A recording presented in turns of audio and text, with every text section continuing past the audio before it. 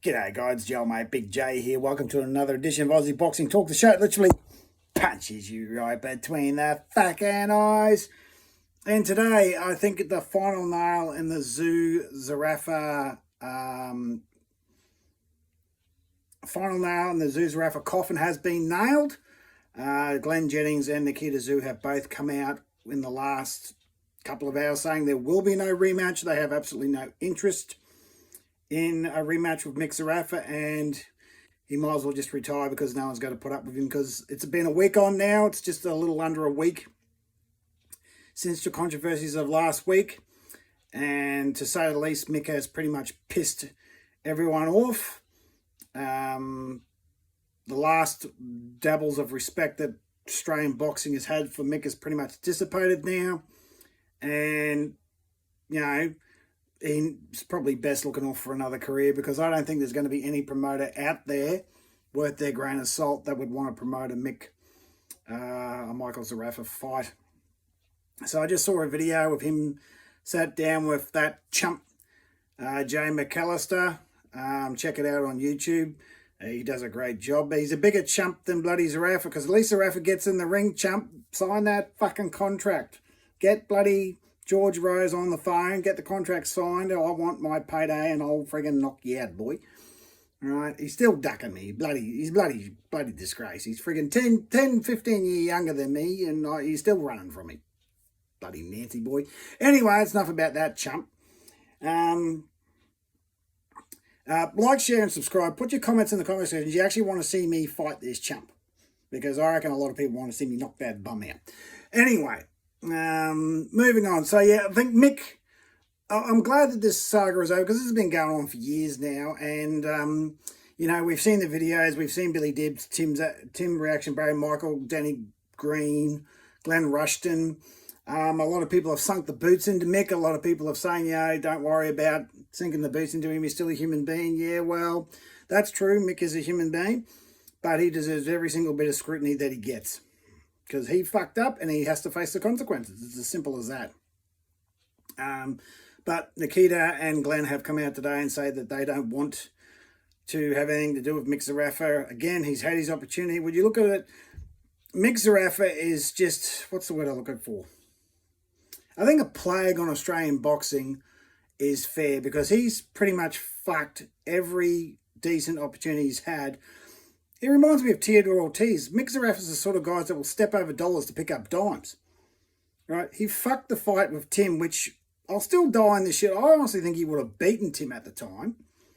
Right? At the time. Then, you know, he went over to the States to fight Lara, who was 10 years old, hadn't fought in 2 years, got knocked out in 2 rounds. And then he punked out on Nikita. I mean, that's 3 strikes, you're out. So, I mean, it's very disappointing to see that someone who's had all the opportunities given to him just blow opportunity after opportunity. And, you know, Nikita's obviously not happy with the way things went. I don't think anyone is happy with the way things went, because people wanted to see a legitimate fight between 2 legitimate contenders. And Mick just punked out the second he got the opportunity. And then he, as McAllister said in his video, the cover-up was worse than the crime, which it was. Right? He could have just said he couldn't see. If he stuck to it and said, oh, I can't see, I apologise, that would have been pretty much the end of it. Everyone was like, okay, well, maybe he can't see. Right? Excuse me. If he stuck to the lie, he would have been right. But the whole thing's been a fiasco, and it's going to go down as one of the biggest friggin' facades or blunders, or I can't think of the word, just absolute shit shows in Australian boxing history. It'll go down as one of the biggest debacles, that's the word I was looking for, debacles in Australian boxing history, next to obviously Danny Green versus Paul Briggs, Green versus Mundine #2, Zerafa versus Mate. Isn't it funny? All the debacles in Australian boxing over the last 20 years involve either Anthony Mundine, Danny Green, or Mick Zerafa. Certainly over the last 10. When was Green Mundine 2? 2017. ever since then, Green Mundine 2, Australia's had its fair share of debacles. Oh my God, yeah, there's been some pretty bad and embarrassing black eyes in Australian boxing, and off the top of my head, the fight with Danny Green and Paul Briggs, Green Mundine 2, last week's event, and Justice Hooney not going to the Olympics to fight a 40-year-old ex-footy player are pretty much some of the biggest debacles in Australian boxing history.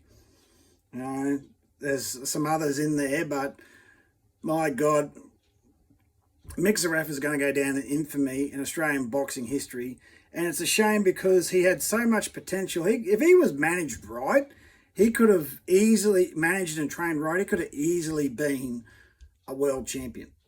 Easily been world. If he had the right trainer, if he had the right manager. Imagine if he had Johnny Lewis and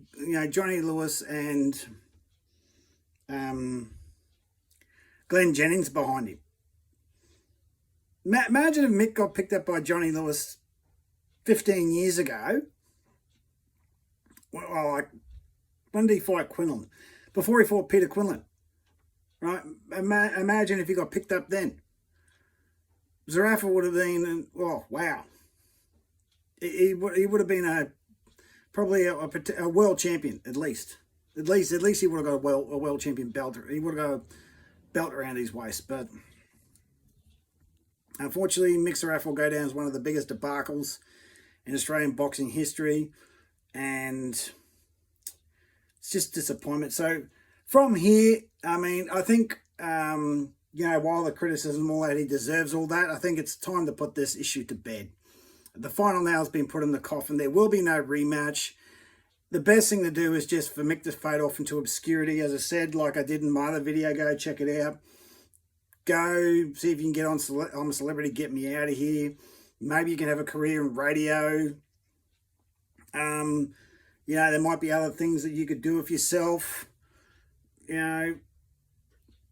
There's a myriad of things out there that Mick can do. He's only limited by his own imagination. But I think it's really time to put this to bed, guys, because it's been going on for a week. I mean, do we really want to keep talking about Zerafa versus Tszyu? I don't. I think the nail has been put in the coffin, and it's time to move on to bigger and better things. Tim's got his next fight coming up in March. Nikita will probably be looking at fighting in the next couple of months. George Kambosos Jr. looks to be returning. Then, of course, we've got Jai Pattaya in his fights. And then, of course, we've got all the girls. I mean, Shanika will be looking for another defense shortly. Kay Scott and Desley Robinson possibly have their trilogy.